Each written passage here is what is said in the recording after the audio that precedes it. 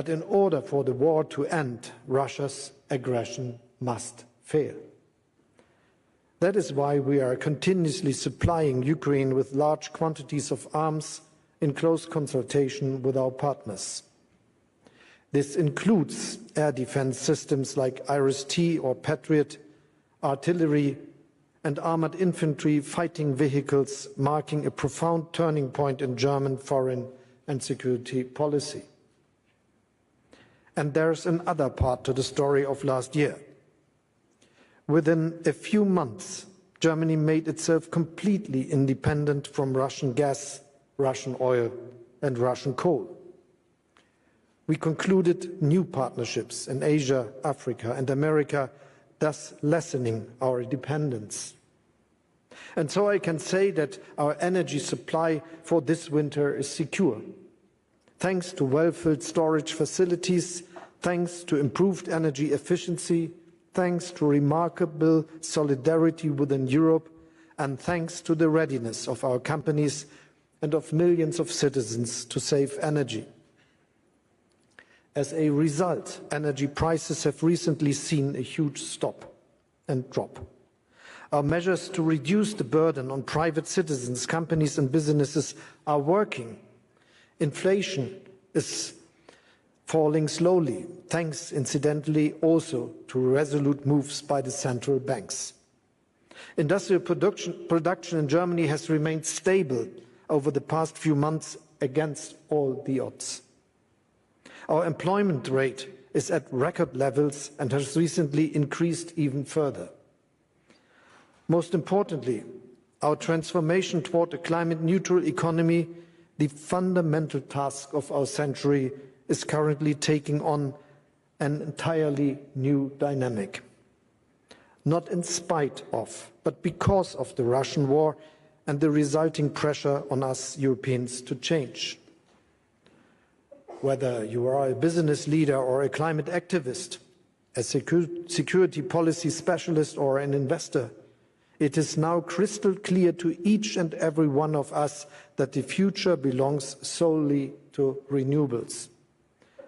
For cost reasons, for environmental reasons, for security reasons, and because in the long run, renewables promise the best returns. So yes, the past year brought fundamental change for Germany and Europe. But Germany itself has fundamentally changed as well. We are resolutely pushing forward with the decarbonization of our industry. We want to be climate neutral by 2045, and at the same time we will remain a country with a strong manufacturing sector. And despite all the difficulties this past year showed us, we can and we will succeed in that. In less than 7 months, we built up an entirely new import infrastructure for LNG in Wilhelmshaven. In the future, it can also be used for hydrogen. Just last Saturday, I opened our second LNG terminal within just a few weeks in Lubmin.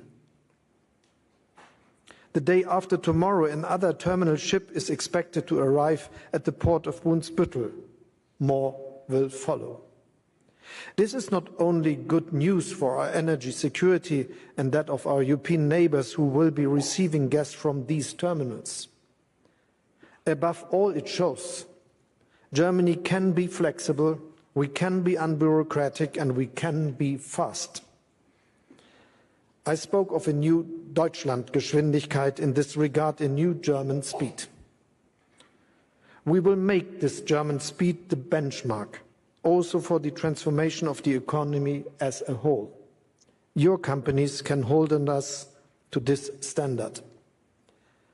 A new law mandates that the expansion of wind power, solar energy, as well as electricity and hydrogen networks now take priority.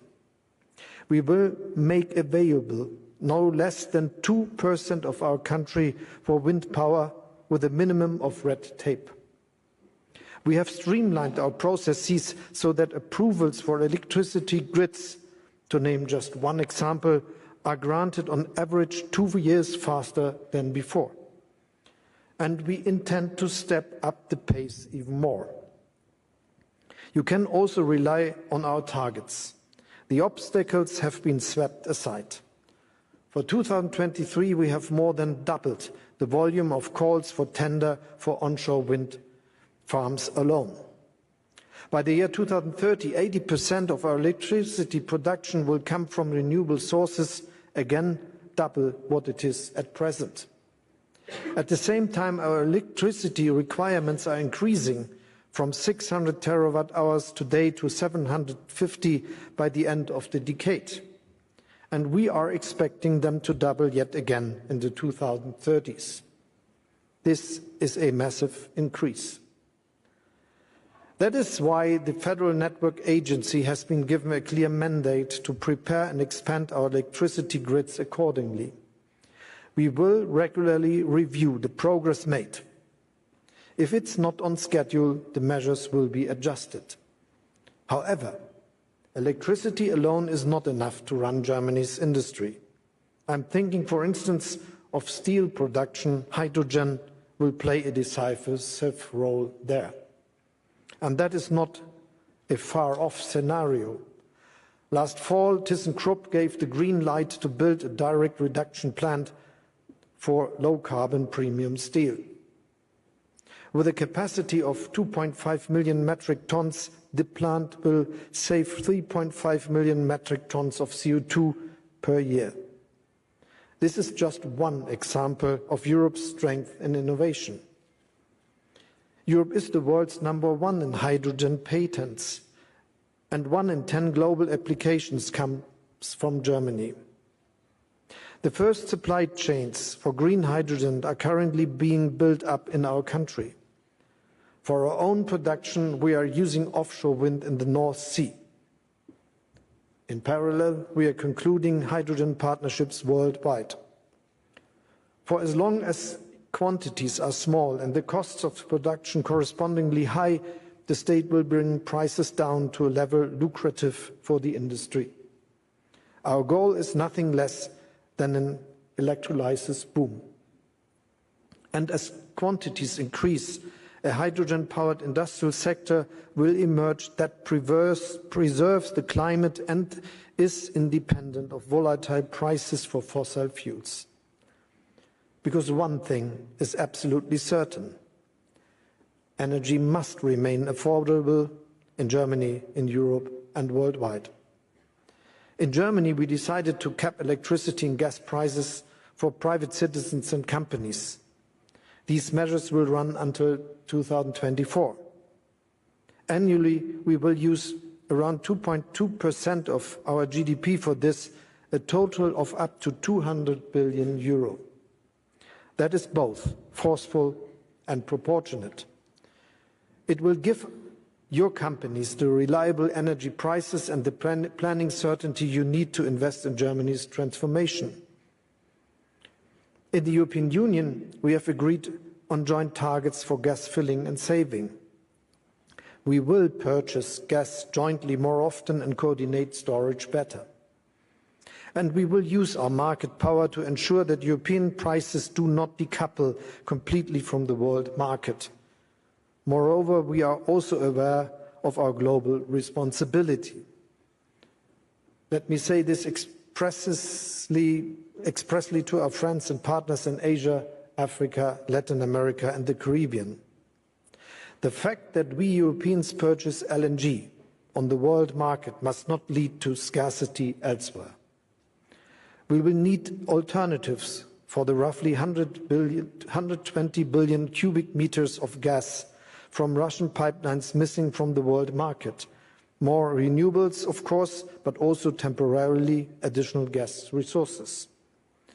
Otherwise, there is a danger that without affordable gas, emerging economies in particular might switch back to coal.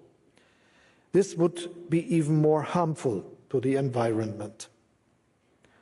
Of course, we must avoid new lock-ins, new path dependencies at all costs by making new projects HO2 ready from the very outset and by expanding renewables in parallel.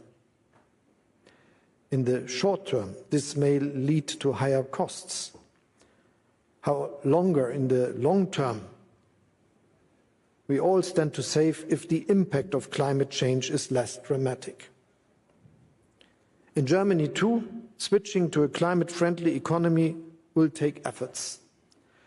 We are talking about investments around 400 billion euro for the expansion of renewables between now and 2030. Investments, by the way, which are already well underway. The most recent example is a contract worth billions for Siemens Energy to connect a new offshore wind park to the grid.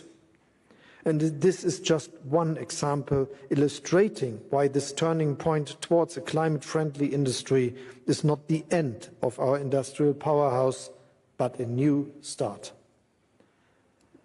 After all, even before the energy crisis that Russia triggered, Germany's business model was not only based on the energy-intensive mass production of aluminium, cement or crude steel, but on highly specialized research and technology-intensive industrial products that are needed all around the world.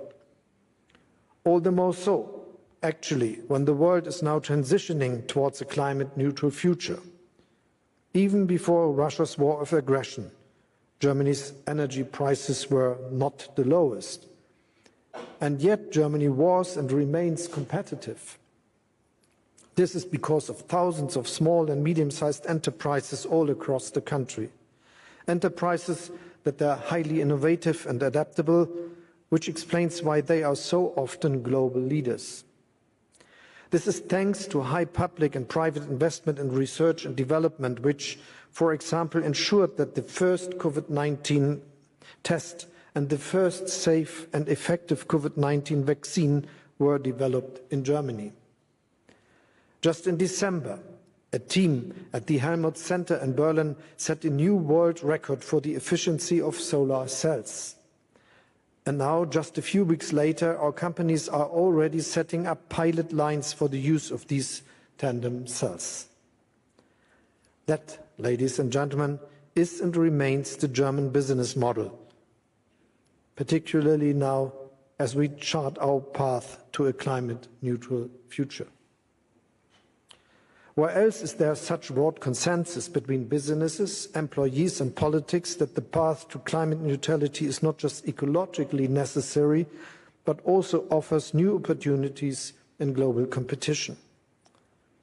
When it comes to basic and professional training for employees, for example, politics, business and trade unions in Germany are working hand in hand. And before the year is out, our country will finally benefit from modern immigration legislation. After all, if we want to remain competitive as a leading industrial nation, we need experienced practitioners, qualified engineers, tradesmen and mechanics. Those who want to roll up their sleeves are welcome in Germany. That is our message. For decades now, the forecasts have been predicting a shrinking German population. But it is up to us to decide whether this happens. So far, it certainly hasn't. Today, Germany has more inhabitants and employed persons than ever before. And this is precisely the trend we are going to continue. Ladies and gentlemen, a climate-neutral future is, needless to say, not something any single country can achieve on its own. That is why our dialogue and a forum like Davos are so crucial. What we are doing in Germany also serves the goal of making Europe the first climate-neutral continent by 2050. At the European level, we are going to lower our net greenhouse gas emissions by at least 55% by 2030 compared to 1990. This decision stands. Here, we are relying on the market, on competition and on innovation. The EU's emission trading system is a case in point. Even today, we are using it to cut permissible emission levels in a way that is predictable for all. At the same time, this system is serving as a catalyst for innovation. But to ensure the most ambitious are not disadvantaged, we prepare around the carbon border adjustment mechanism in Europe. At the same time, however, Europe remains open for international trade. I'm doing my utmost to ensure that the free trade agreements we have successfully negotiated with Canada, Korea, Japan, New Zealand and Chile will soon be followed by new ones with Mercosur, India and Indonesia. And we are also open to discuss a tariff agreement for the industrial sector with the United States. Though these agreements, we are creating a level playing field and we are preventing high-emission industries from heading off to countries with less ambitious climate targets. This is also the aim of the International Climate Club we launched during Germany's G7 presidency. A secretariat has recently been set up at the OECD and the International Energy Agency. So the club is now open to new ambitious members. In the United States, this ambition has a name: the Inflation Reduction Act. Some $370 billion have been earmarked for energy and climate change mitigation over the next 10 years. I very much welcome this investment. Through the German Climate and Transformation Fund, we have made almost €180 billion available ourselves for the period of 2023 to 2026. But local content requirements for certain products must not result in discrimination against European businesses. Protectionism hinders competition and innovation and is detrimental to climate change mitigation. We, as EU members, are talking to our American friends about this. And at the same time, we are looking at what we ourselves can do to further improve investment conditions here in Europe. The CHIPS Act, for instance, has brought about a new start for chip manufacturing in Europe. Investors are starting new production plants for billions of euros. They can build on an existing semiconductor industry. This could become a model for other key technologies, particularly in the digital and climate sectors. And the funding is there for the taking. To date, only 20% of the more than €700 billion in the European Recovery Fund has been paid out. Its full impact will thus emerge over the coming years. To remain competitive, we will have to make European legislation on state aid more agile and flexible, just as European Commission President Ursula von der Leyen has proposed and reaffirmed here yesterday. So that investors know in advance what support to expect and don't have